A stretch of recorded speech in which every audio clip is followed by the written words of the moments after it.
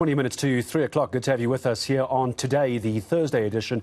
I'm Gareth Edwards. Dan Moyane is away for today's edition of the show. Well, Uber Eats South Africa has cancelled its services for Soweto as of yesterday, the 31st of August 2022. They've done this after consultations with their drivers. They're getting investigations and feedback from their delivery drivers. Well, let's find out exactly what has led to this. I'm joined by Uber Eats SA Head of Operations. It's Mr. Charles Mhango joining us this afternoon. Charles, good to have you on eNCA. What's led to this decision? Good afternoon. Good afternoon. Thank you very much for having me. First of all, allow me to set the record straight. We are not pausing our operations in Soweto. What we have done is that we paused deliveries in certain pockets in Soweto through engagements with our courier partners who highlighted that there have been one too many safety incidents.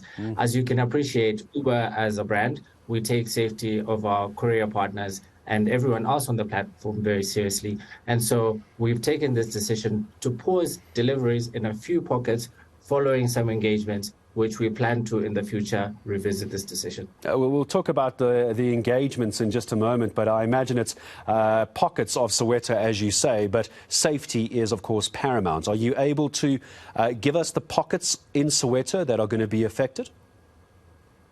Yes, sure. So in total, there are 11 pockets. They're very small and not compared to the overall serviceable area.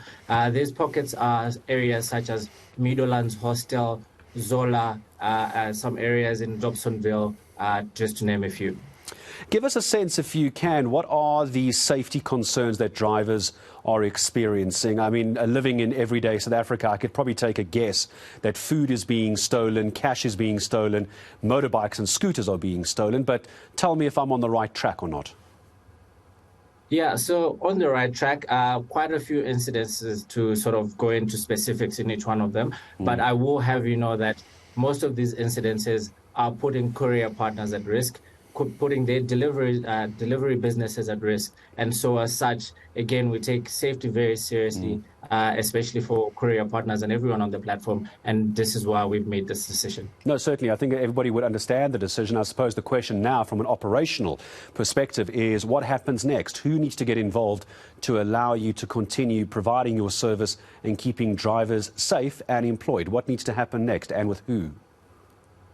Yeah, thanks, Gareth. So we are a listening brand, and following something like this, what we do is we go on a series of consultations. So we would have to consider consultations with our courier partners, our merchants who operate in these areas. As you can imagine, their business would have been impacted, as well as local government stakeholders to sort of try to come to an understanding and a workable solution to allow us to operate in the area going forward.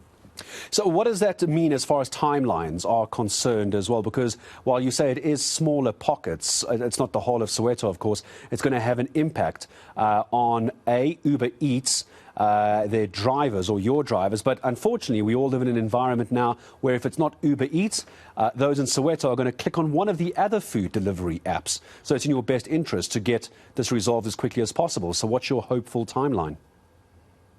Yeah, so agreed. So maybe just to clarify a few things. So we have paused delivery in these areas. However, we're still operating in these areas by form of pickup. So what that means is if you're looking for some food and you're sitting at home, we still enable you to be able to place an order on the app. However, in this case, you might just have to walk to the restaurant or drive to the restaurant to collect it by yourself.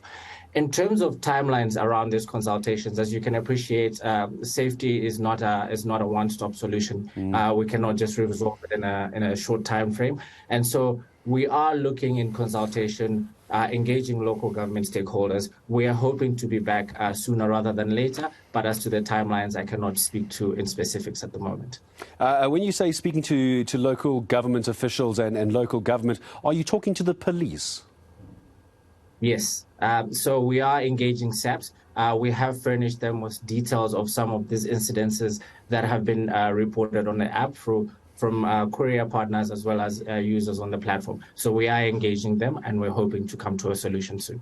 Well, I appreciate your time in joining us this afternoon. Head of Operations for Uber Eats SA, just to correct what I mentioned earlier, Charles Mhango quite rightly saying not the whole of Soweto.